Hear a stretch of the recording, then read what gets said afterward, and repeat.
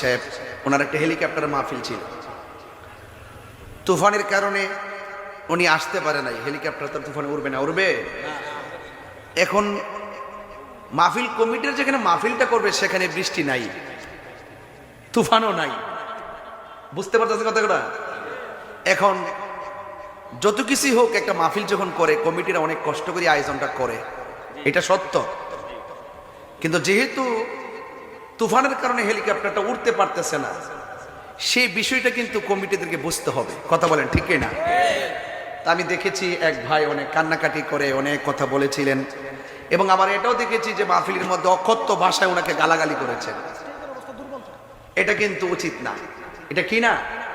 উচিত না, গালাগালি করা উচিত। এটা আলেমুল আমাদের সম্মান আছে, আছে কি না? এজন্য বক্তাদের অসুবিধাটা শ্রোতারা বুঝবেন, শ্রোতাদের অসুবিধাটাও বক্তারা বুঝবেন, এটাই নিয়ম।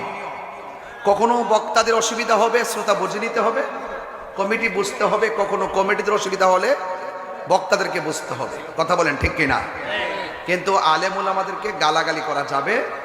আজকে হয়তো এই মাহফিলটা যদি তুফানের কারণে না হইতো, প্রয়োজনে এই মাহফিলটা আরেক